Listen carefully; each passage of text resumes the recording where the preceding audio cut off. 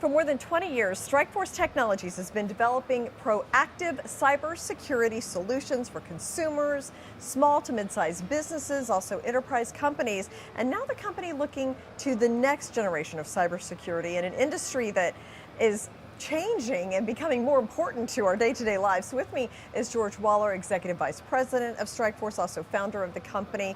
Welcome, George. Great to have you here. Thank you, Jane. A pleasure to be here. Let's start with, I understand you just did a major upgrade to your SafeVchat video service. So if you can explain that, and is that because you see some big growth in video chat? Oh my God, Jane, you could not imagine how big it's growing. Yes, we did a huge upgrade. We upgraded our platform, we upgraded our mobile apps, we upgraded our desktop apps. And the reason is because we're growing a company globally now. The video conferencing space has grown from $2 billion pre-COVID to now $60 to $100 billion in just the last 2 years. It's amazing. It is. It's staggering. Yeah. So what we needed to do is we need to scale our platform to be able to handle that growth. So yeah, we upgrade everything. It is now scalable. We can grow anywhere in the world in seconds. So we've put a lot of money into our platform so that as country, as people, as companies come on around the country, around the world, we could easily scale to fit their needs. Mm-hmm. Explain this SafeVchat for people who aren't familiar with it. Sure. So everyone knows today what video conferencing is, right? You get on a laptop or a desktop or a mobile phone, and you can see and hear either a single person or multiple people. The problem with that is that it's not secure. For the longest time, video conferencing has been known as general purpose solutions. In other words, they're good, allow people to see and hear each other. But now that hackers are now, they always follow the money. And the money is in video conferencing now because prior to COVID, the only reason that someone ever used video conferencing is to do maybe a presentation or a quick update to a board of directors, right? Now, companies are using it to conduct business. Video conferencing is part of the fabric of all companies today. They all use it every day, people use it. And so when that transition went over to everyone using it as part of the fabric of the company, well, guess what? Now all this data is being transmitted, healthcare data, military secrets, GDPR, data compliance, heavily regulated industries. Every business is now exposing secrets and over video conferencing. So what we did was we looked at that and saw a void in the industry because there was no secure video conferencing solution. And as a 21-year-old cybersecurity firm, who better to make a platform than us? So talk to me about, I understand you just became HIPAA compliant. So explain what that means and what does that mean for the business? Well, we're not HIPAA compliant yet. Okay. We started the process to becoming HIPAA compliant. We should be done in about 2 to 3 weeks. Okay. We're doing a lot of business right now, working with a lot of companies in the healthcare space. And if you're taking healthcare seriously, then you have to become HIPAA compliant. We're right now working with hospitals, we're working with clinics, we're working with healthcare providers, we're working with medical device manufacturers, and with every one of them, they require you to be HIPAA compliant. Okay. So that's why, for us, it was a no-brainer to automatically go through the process. Okay, and why healthcare? What is it about that industry that you think that StrikeForce provides such security for healthcare?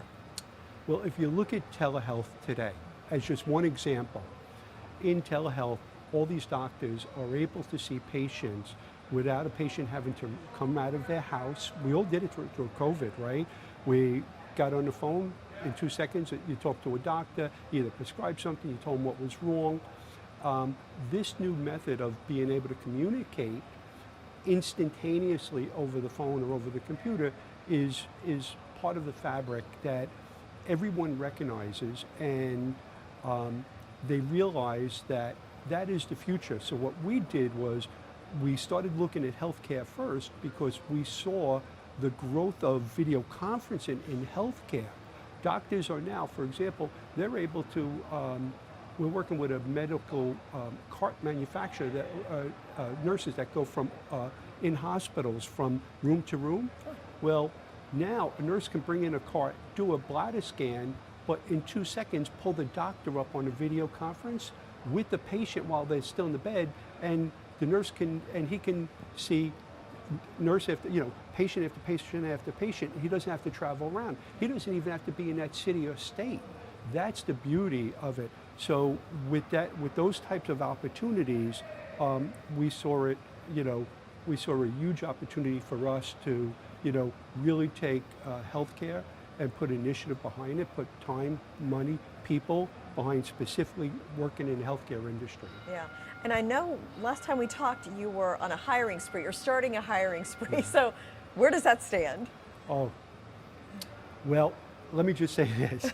We had to go get a furniture company. We had to come in and get all new furniture. It's crazy in the office right now. Okay. We almost doubled the size of our office in 2 months, almost doubled it, and we're not done yet. Okay. In fact, we're now looking at working with the landlords about potentially even opening up another office in our corporate complex. Like I said before, the space is growing to a $60 to $100 billion space, right? Video conferencing. And there's no one out there doing secure video conferencing but us. We're the only player doing that. So we're putting on the people, and in the specialties, we're putting on people for healthcare, we're putting on people for business development, we're putting on sales, we're putting on channel development, because everyone knows that if you want to grow your company, you need a strong distribution channel. So we have specific people just for channel that are now in charge of growing the channel for us, so that we can sell our products through them. Yeah, and one of your resellers, I understand, is getting closer to launching your SafeVchat API for a Fortune 500 company, or? Okay, so tell me about that. We're really excited. It's been a long time coming. It got delayed on the customer's behalf a couple of times. Unfortunately, there's nothing we could do about that. But one of our partners, one of our resellers, signed it's actually a Fortune 300 company. And that company, I can't mention their name until they launch, which is very soon. That company has, thousands of locations around the United States, and they wanted to put in a secure video conferencing component right into their CRM. So this Fortune company uses their CRM to conduct business for 3,000 retail locations. And they wanted to actually take video conferencing, embed it right inside of it, and we did that. That's our API. So they embed it right inside of their application, so when their folks are on the CRM, they can touch a button, the person gets an instant email, they click the button, it's a one-click in, it's a secure conference, and they're on with them. So they had a couple of delays on the integration on their side, but they've worked through all of them, they've tested everything out, and we're hoping that they're going to launch in the next couple of weeks, maybe even sooner than that, but it's real close. Yeah, and then I know the Biden administration has been doing more with cybersecurity, executive orders and some money and things like that. Do you think that's enough? Will you benefit from that? How do you see that whole government help with cybersecurity issue? There isn't a day that there isn't some sort of news about a data breach or cybersecurity. And the Biden administration has been very aggressive at saying to people, putting money out there and saying you need to protect yourselves. And they're putting money for protecting all the critical infrastructures, the 13 critical infrastructures of the United States, which are like transportation and food and water and agriculture and all these spaces, or electricity and so on. So while that's important and we see ourselves playing a big role in each and every one of them, the government specifically on the federal, both federal and state and local, well, those industries, those agencies also need to protect everything that they're doing.